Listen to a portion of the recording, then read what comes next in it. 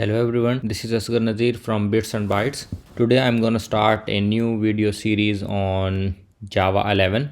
It's going to be a basic video series, and if you want to follow me for this video series, I will be using IntelliJ, so you should also install that IntelliJ.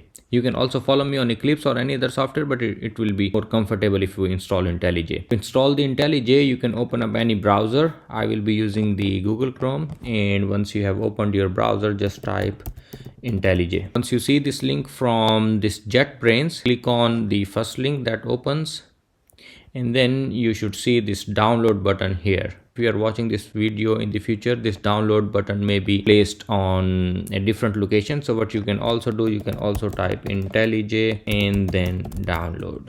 It will directly take you to this download page. Now once you are on this page, you will see two options. One option is IntelliJ Ultimate and the other one is for the community version. This community version is the version that we will be using because it's free and it has all the features that we will be needing. This ultimate version, it's a paid version and we will not be using for this video series.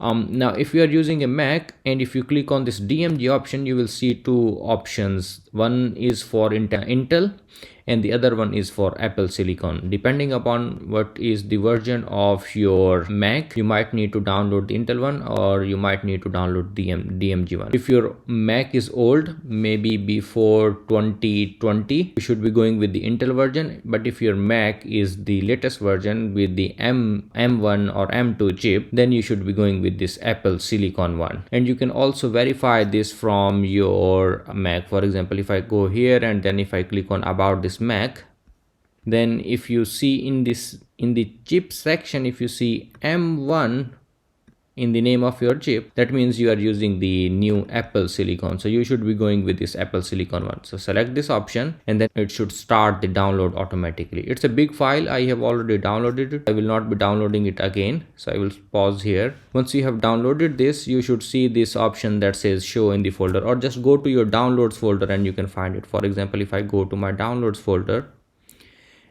I should see that file here. So you see IDEA C 2020.3. Depending upon when you are watching this video, you might see a different name, but this is the file that you should be looking for. Just need to double click on this file to install it, and then this pop-up will appear. You just need to drag and drop it folder. It should install it on your system. Now if I close this and if I go to this terminal and if I type IntelliJ, I should see this IntelliJ in my search section. And then if you see this pop-up, just click open and then you should see this window. If you don't see this window, you might see this one. This window actually asks you for the project that you want to create. What is the name that you want to have? So you don't need to touch anything. Simply type the name of your project. Like for example, I am saying Java basics. Then you can choose the location of your project. You don't need to do any of this. You can select the language. We will be using Java. No need to do anything. Build system IntelliJ by default. Now this section here, if you are installing the IntelliJ for the first time, this might look a little different. You might see a red text saying that no Java is installed. If you see that text, just click on here and then click on download JDK, and then this pop-up will appear in front of you.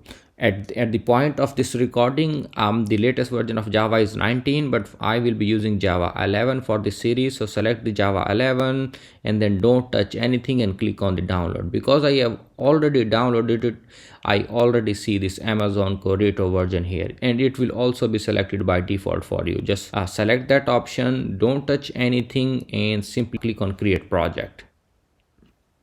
Once you are here, you will see this editor window, and then you will see this main file selected by default. Let it complete, and after a few minutes you should see this green button. Just click on that and click on run, and you should see this hello world here. If you see this hello world here, that means everything went well and you don't need to worry about anything and you can start following me. So that's it for this video. I will see you in the next video. Till then, bye bye, take care.